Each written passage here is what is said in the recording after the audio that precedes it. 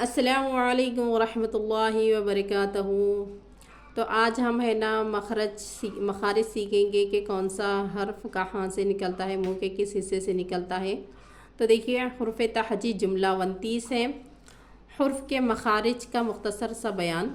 तो चलिए स्टार्ट करते हैं। अऊज़ु बिल्लाहि मिनश शैतानिर रजीम।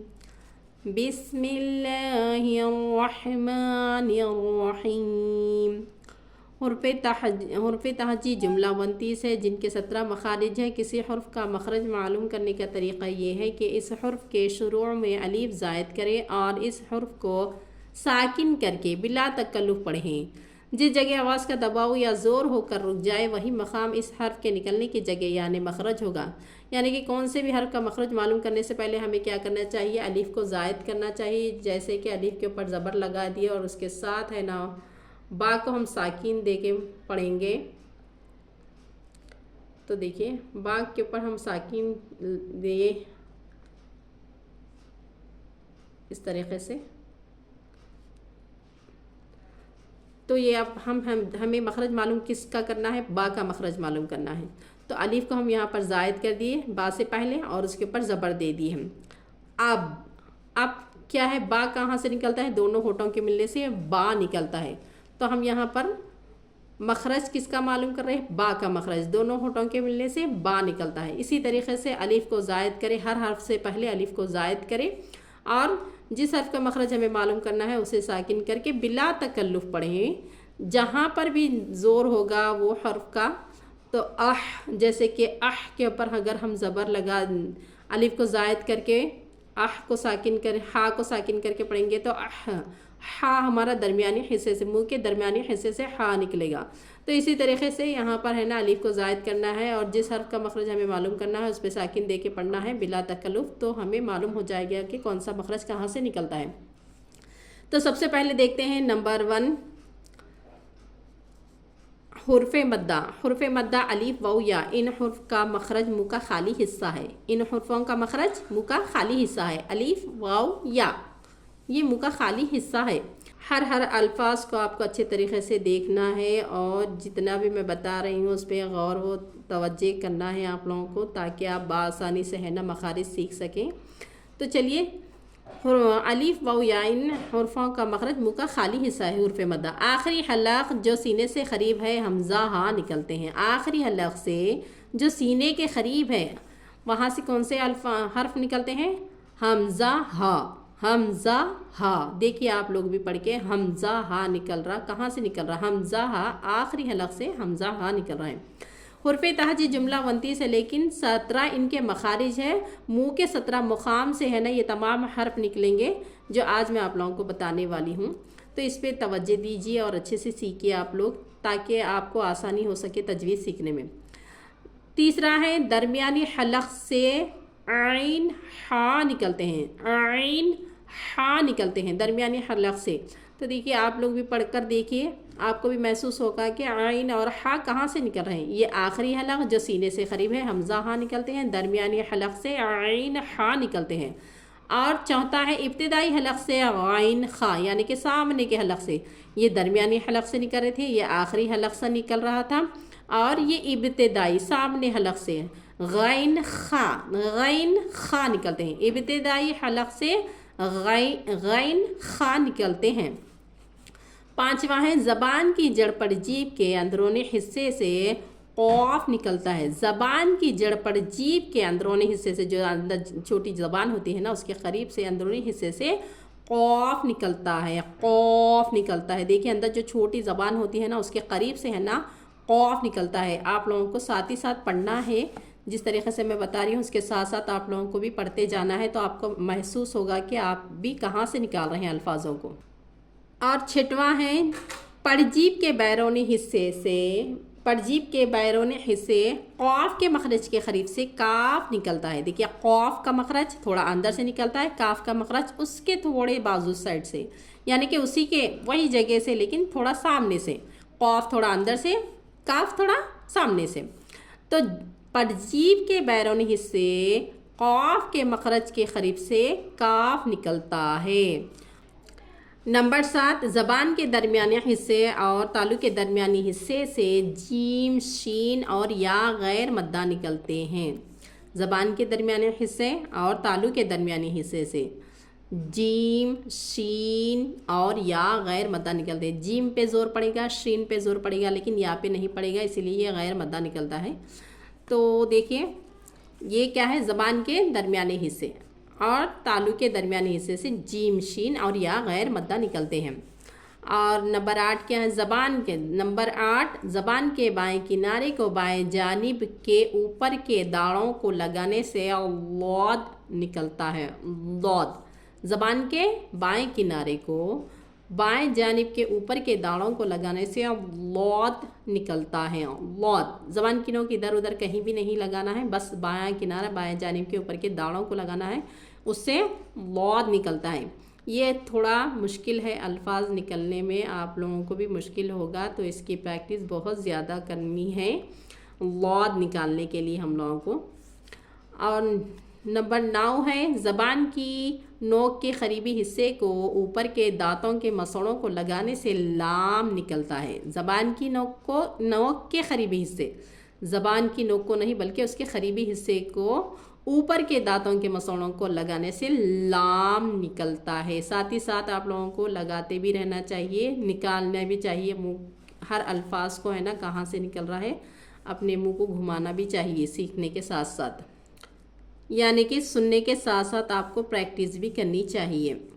10 नंबर है, नंबर 10, ज़बान की नोक को ऊपर के दांतों के मसोड़ों को लगाने से नून निकलता है। ज़बान की नोक को ऊपर के दांतों के मसोड़ों को लगाने से नून निकलता है। ज़बान की नोक को ऊपर के दांतों के मसोड़ों को लगाना है हमें, तो उससे क्या होगा, नून निकलेगा, नून। नंबर 11 है, ज़बान की नोक की पीठ को ऊपर के दांतों के मसोड़ों को लगाने से रॉ निकलता है। ज़बान की नोक की पीठ को ऊपर के दांतों के मसोड़ों को लगाने से रॉ निकलता है।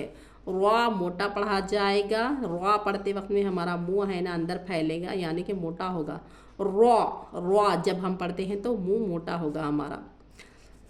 तो ये कहाँ से निकलता है, ज़बान की नोक की पीठ को ऊपर के दांतों के मसोड़ों को लगाने से रॉ निकलता है। नंबर 12 है, ज़बान की नोक को ऊपर के दांतों की जड़ को लगाने से ता, दाल, तो निकलते हैं। ज़बान की नोक को ऊपर के दांतों की जड़ को लगाने से, अब तक हम मसोड़ों को लगा रहे थे, तो अब यहाँ पर दांतों की जड़ को लगाने से, ज़बान की नोक को ऊपर के दांतों की जड़ को लगाने से ता, दाल, तो निकलते हैं। नंबर 13 है, ज़बान की नोक को ऊपर के दांतों के किनारे को इस तरह लगाने से कि ज़बान की नोक ज़रा सी बाहर निकल आए। ज़बान की नोक ज़रा सी बाहर निकल आए।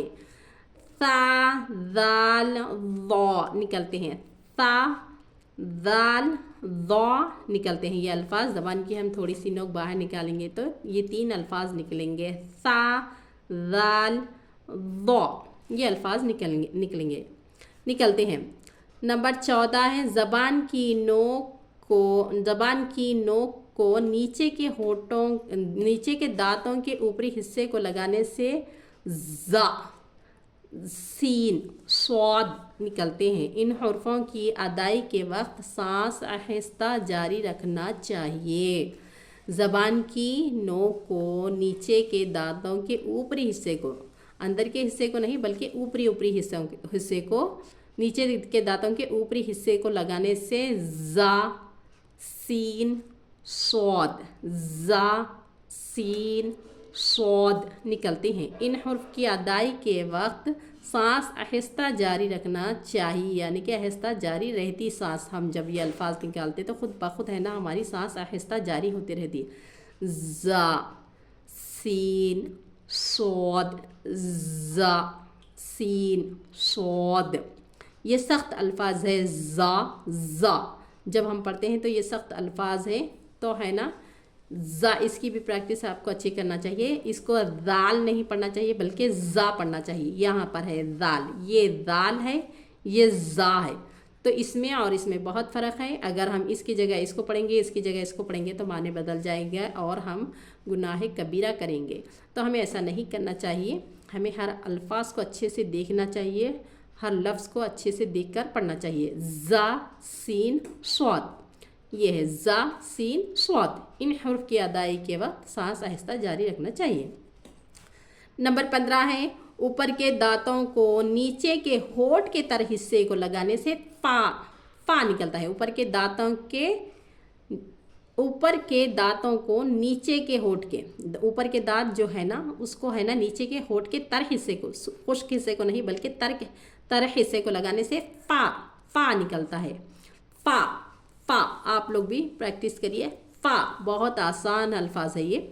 نمبر 16 دیکھیے، دونوں ہونٹوں کے ملنے سے با میم واو نکلتے ہیں. با میم واو نکلتے ہیں. با ہونٹوں کے نرم حصے سے، میم خشک حصے سے، اور واو جبکہ یہ مدہ نہ ہو تو درمیانی حصے سے نکلتا ہے. مدہ یعنی کہ کھینچنے والا الفاظ نہ ہو تو یہ درمیانی حصے سے نکلتا ہے. واو با میم دونوں ہونٹوں کے ملنے سے با میم واو اس طریقے سے واو. جب ہم واو پڑھتے تو ہے نا ہمارا منہ ہے نا ایک دم گول ہوتا ہے. با میم واو. با ہونٹوں کے نرم حصے سے، میم خشک حصے سے، اور واو جبکہ یہ مدہ نہ ہو تو درمیانی حصے سے نکلتا ہے. یہ مدہ نہ ہو یعنی کہ کھینچنے والا حرف نہ ہو تو یہ درمیانی حصے سے نکلتا ہے. واو بولتے وقت میں آپ محسوس کریے یہ درمیانی حصے سے نکل رہا ہے. تو 16 تو کمپلیٹ ہو گئے. دیکھیے 17 نمبر 17 مخارج ہمیں پڑھنا تھا. تو یہ دیکھیے 17 نمبر مخارج ہے. ناک کی جڑ سے غنہ کی حالت میں میم نون نکلتے ہیں. میم نون نکلتے ہیں. جب ہم میم پڑھتے ہیں تو ہماری ناک میں ہے نا آواز گھومتی ہے. نون جب ہم پڑھتے ہیں تو ناک میں ہماری آواز گھومتی ہے. تو ناک کی جڑ سے یعنی کہ جڑ سے اندر کے حصے سے غنہ کی حالت میں میم نون نکلتے ہیں. امید ہے کہ آپ لوگوں کو سمجھ میں آ گیا ہوگا کہ کون سا مخرج کہاں سے نکلتا ہے، منہ کے کن کن حصوں سے. ان تمام جو یہ مخرج میں بتائی ہوں یہ جو تمام ہے نا کہاں سے نکلتے ہیں یہ سب آپ لوگوں کو سمجھ میں آ گیا ہوگا انشاءاللہ. تو پھر میں آپ سے یہاں پر اجازت چاہتی ہوں. پھر ملاقات ہوگی آپ سے نیو ویڈیو میں. اگر میری ویڈیو یہ اچھی لگی تو آپ لوگ ہے نا شیئر کریے، لائک کریے، سبسکرائب کریے. ابھی تک آپ نے میرے چینل کو سبسکرائب نہیں کیا ہے تو سبسکرائب کر لیجئے. یہ میری فرسٹ ویڈیو ہے. انشاءاللہ آپ کو ہے نا پوری تجوید میں ہے نا اس چینل پہ آپ کو سکھاؤں گی. تو دیکھیے میرے چینل کو سبسکرائب کر لیجئے اور شیئر کریے اپنی فیملی میں جو ہے نا تجوید سیکھنا چاہ رہے ہیں ان لوگوں کو بھی ہے نا آپ لوگ ہے نا شیئر کریے تاکہ وہ آپ کے ذریعے تجوید سیکھ سکیں. اور کلام پاک کو پوری تجوید کے ساتھ پڑھنا ہمارے لیے لازم ہے، ضروری ہے. اگر ہم مجہول پڑھیں گے تو بہت بڑے گناہ میں مبتلا ہو جائیں گے، گناہ کبیرہ کریں گے. تو اس کی پکڑ روز محشر میں ہوگی ہم لوگوں کو. تو چلیے پھر ملتی ہوں میں آپ سے. اللہ حافظ، فی امان اللہ.